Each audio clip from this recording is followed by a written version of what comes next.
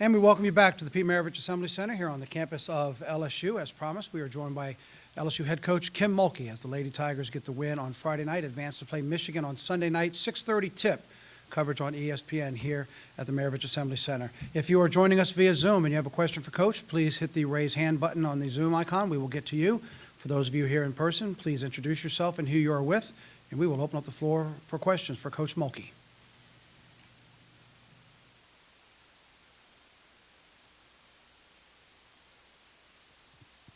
Matthew Bruni with On 3.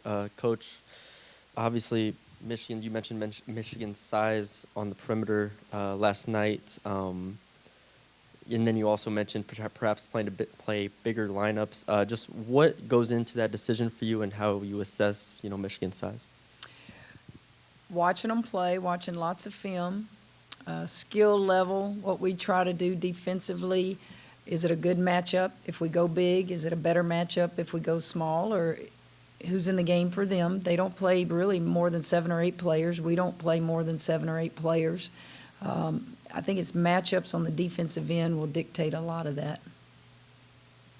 Corey Roldan, WBRZ. Coach, we talked about offense just now. Defensively, what kind of problems does Michigan cause for y'all? They're big. They're big. They're point guard. Brown, she played the off guard, I guess 3 years. I know last time we played them, she was an off guard. Now she's a point guard. That's big up there. They're 6'3", 6'1". It looks. I think I looked at the entire roster. They have 2 kids under 6 feet, and we're not talking big like 6'7", like South Carolina, or 6'5". We're talking just solid 6 foot and bigger. And we don't have that kind of size. So that means they're going to contest a lot of shots. They're going to rebound the ball hard. They're going to be physical. They're going to mix their defenses. So Do you try to match that with your speed? Well, I'm small. I used to get aggravated at my coach when they would talk about big, and I always had a comeback to that. I guess that's what small people do. Certainly speed can counteract being big, and hopefully we'll have some advantages in that area. I think more so than big and small and speed, I think the biggest thing that is not written, look at their lineup. 5th-year senior, 5th-year senior, 5th-year senior, senior, grad transfer, junior. They've been together a while, and they play like it. They know every move each of them makes, and you can just tell as a coach they just run a little bit more smooth, and when things don't go too good, they figure out a way to get out of it, whether it's a turnover or a trap or something that catches them off guard, and that's just confidence from having played a lot of games together. Chessa Boucher with WVLA here in Baton Rouge. Coach Mulkey, facing this Michigan team, it's the only team in the country with 3 girls that are averaging at least 16 points. You talked about the size there, but defensively, what is it going to take for y'all to, obviously? Well, I said this when the bracket came out. Not that anybody cares, but Michigan is better than a 6 seed. Just 2 or 3 weeks ago, if y'all kept up with it, I remember them being talked about as a host. Well, what happened? I don't know. They're that good. They average just about the same number of points in conference that we do, the same number of threes. They shoot about the same number of threes. They get to the foul line just about the same number we do. It's just going to be a very, very good matchup. The difference is we have maybe a little bit more speed. They have more height. What is it going to take? It's just going to have to take just grinding. It's just not going to be a game where I don't just think it's just going to be entertaining where you're going to see 100 to 120. It's going to be 2 teams getting after it on both ends of the floor.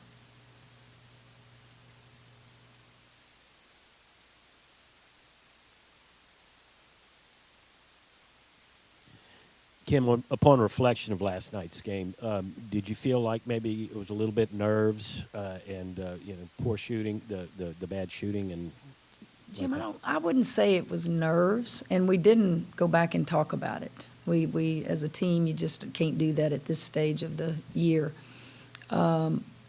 If I just had to say what I thought it was, I think it's just a little rust. We hadn't played since what? The Tennessee game? What date was that? The 4th, and what's today? 18. So it's been 2 weeks. I think it's probably a little bit more than that. You can simulate a scrimmage in practice, which is what we did during that time span, but I don't think it was nerves. I really don't. Coach, you mentioned last night the rebounding wasn't as dominant as maybe you liked. Were you able to go back and see anything on film, I think? I didn't go back and watch anything. I stayed up in my bed and just focused on everything I could watch on Michigan while Bob and Kaylin and the rest of the crew were doing things in the office. I had family in town, so I wait till it gets real quiet, and then I can get in the, lay there and just think. And then we put our thought process together and come up with a game plan in the film room for about an hour today. And physical, they're physical. I think we're physical. They're talented. I think we're talented. If I told you one advantage I thought they had over us, I think it's just the poise and maturity of being an older team. And that's not to take away that they're not as talented. I'm telling you something that they have that's very obvious that we don't have. Hey, Coach, this is Will Weathers with the Tiger Rag. You've mentioned wanting to win one more game than a year ago, and if that would put you in a position to go to Sweet 16, what would the significance to the program mean in terms of like where you're trying to build and progress? Well, I think it's that next step. You want to do better than the previous year, and I think in all aspects of what we've done in 2 years, we have done one more thing than we did the previous year. This would be that one more thing that last year's team didn't get to do. But that doesn't mean if I come in here tomorrow and we don't win the game that we're heading in the wrong direction. It would be a disappointment, but it's not a, how do I say this? We're heading in the right direction. This would just be another stepping stone that we've stepped on. Reed Darcy, the Advocate. Coach, I wanted to ask you about Emily Kaiser. Last night she had 18, 10, and 6. What challenges does, her Right skill, there. what challenges does she Double-double. present? She can score the ball. They really do a good job defending the post. They move their feet. They three-quarter you. They don't front, but they will if they need to. But they're very physical, and they make it very hard for you to get touches in there. I said to you about the maturity and being older, but the one thing that people, unless you're in this sport and really watch it, for them to be that big, they push the ball. Our transition defense is going to have to be extremely good, and that goes back to your question about when do you go with your big lineup. If I got my big lineup, are they going to be able to match up in transition? They push the ball. And if you just watch every possession, they're looking to go. 5 of them are looking to run. Now, it's not blazing speed, but it's at a good pace. And she's one of the ones that runs at her size. They get down the floor. We like to run, but it's a different kind of transition than what they do. And that's a concern, is transition defense.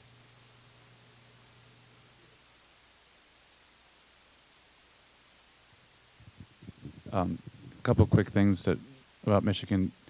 In terms of rebounding, their guards seem very active in that area, or at least were yesterday.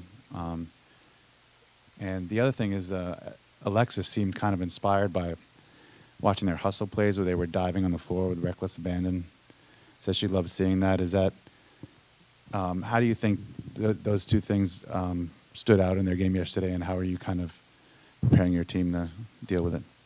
Well, I'll say the one diving play was when Brown was behind the UNLV player on a loose ball that was going to the back court, half court area, and she knew she couldn't get to it by running to catch up to her, and she just dove, and the ball went out of bounds. I showed that to the team. So Alexis is very aware of it. She just watched it. The rebounding area, your guards should get more rebounds, particularly yesterday for us because they shot 30-something threes. Most misses are coming long. I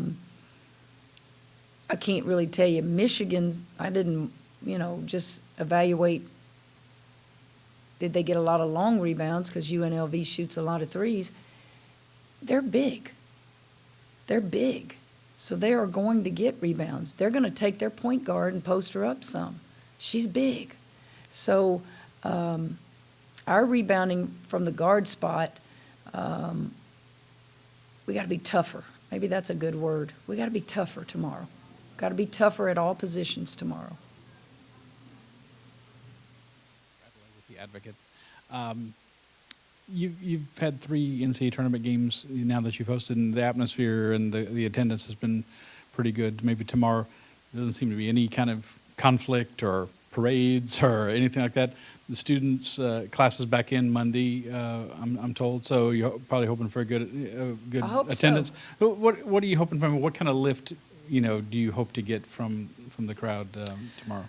Well, you're always wanting the crowd to help us. You'll see me do that at different stages of the game, meaning we're tired. We need a lift. We need y'all's help.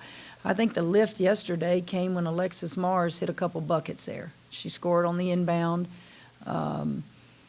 We were up, but for some reason, fans have those that they like, I guess, and I guess they just wanted to see Alexis relax and hit a bucket, and that was encouraging. You want to play at home. It doesn't guarantee you wins, Scott, but you want to play at home. You want to sleep in your own bed. You want to have your own routine. But you have those programs that honestly do better on the road. They get away from distractions. And I would think Michigan's Big Ten has prepared them for this moment. 4 of their teams got to host, I think. They're really, really having a good year in the Big Ten. And so they're prepared. But what prepared them more than this year was all those years those players have played together. Time for 1 or 2 more questions? Brett Martell again with AP. And I apologize if you addressed this right before I came in, but they are a number 6 seed. But based on the way they played yesterday, they had lost 3 out of 4 coming in. They probably didn't. Who did they lose to? Well, they lost to some good teams, first of all, but yeah, including Ohio State. But how do you, relative to what you've expected over the years from a 6 seed, They're how good. do they compare? They're good. I'm not sure they're, my opinion, which does not matter, is they're better than a 6 seed. That's just my opinion. I know they finished tied for 5th in their league, but 2 or 3 weeks ago they were being talked about as possibly hosting. So that tells you how good they are if they were in the conversation of being one of the 16. Last question. Hi, Evan Easterling, New York Times. One thing that UNLV said that Michigan did was throw kind of waves at their post player, and then Angel was talking about Michigan's depth. How do you see that playing out in your matchup tomorrow? Waves, are you talking about waves of bodies? How many did they truly play, though, yesterday? Have you looked at the stats? I only saw 7 get really double-figure minutes. So I don't know about waves. We play 8, so I guess our wave better be bigger than their wave, right? When I think of waves, I think of 10, 11, 12 players coming at you. Usually you have about 8, 9 kids that really play significant minutes. And I look at stuff like that. And if I remember, correct me if I'm wrong, I really only thought I saw about 7 get the most minutes yesterday. Now, they had maybe 3 more that got 4 minutes or maybe 7 minutes and stuff like that. But truly it was, I thought, 7. But if I'm wrong, I stand corrected. Say that louder, because see, I have many faults, but being wrong is just not one of them. I mean, you know. You are not. It's right there for you to say. That's a joke, tongue in cheek, guys.